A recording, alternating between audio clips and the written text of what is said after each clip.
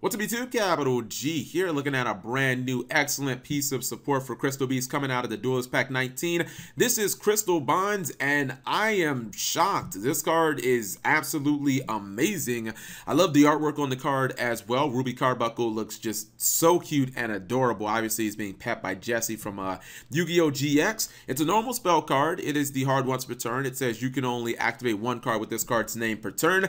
That's a little unfortunate, especially considering that hard once per turns didn't exist during GX when Crystal Beast came out, but it's fine because the card is actually so good. It says add one Crystal Beast monster from your deck to your hand, then take one Crystal Beast monster with a different name from your deck and place it face up in your spell and trap zone as a continuous spell. So this is like a card that when I looked at, I was like, yo, why wasn't this a thing during the GX era? I'm not saying Crystal Beast would have been like high tier meta or anything, but at least all of those fans of the anime would have had, I don't know, somewhat of a chance of being able to top a regionals or something like that. Like, this card is absolutely fantastic. Not only is it a Rhoda, but it's a Rhoda that does multiple things. It loads up your it loads up your back row, which obviously Crystal Beasts have always wanted to do, and then it actually mitigates the problem that Crystal Beasts have always had, which, by the way, this problem hasn't been solved. That problem being Crystal Beasts really don't have that many good main deck monsters. Like, I think everybody knows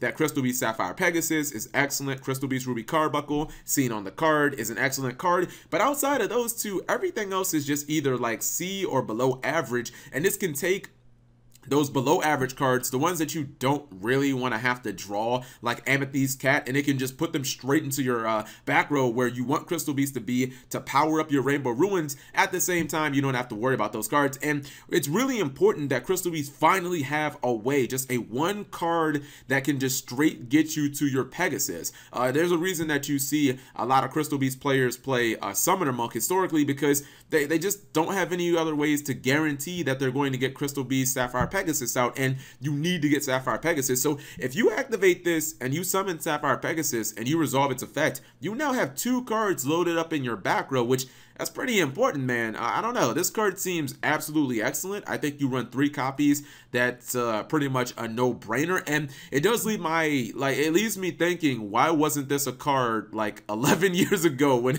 Crystal Beasts were still, you know, kind of, I don't want to say in their prime. I don't think the deck ever had a prime, but why wasn't this card, why wasn't this a card like a decade ago when Crystal Beasts could have been, you know, very relevant to the meta had they gotten enough good support cards? But I guess it's here now, and definitely a well-executed, well-designed card by Konami. So shout outs to Konami actually trying to save Crystal Beast as an archetype. What do you guys think of Crystal Bonds? I think that this is how you make good legacy support. You give a deck something that it's needed for a long time. Obviously, Crystal Beasts have needed a searcher, but then you go a step further. You make the card work overtime. You give it that good secondary effect that makes it so that it's going to be good within its respective archetype. So whatever you guys think of Crystal Bonds, leave it in the comment section below. Thank you guys for watching. As always, subscribe if you have not already, and turn on those notifications for daily videos.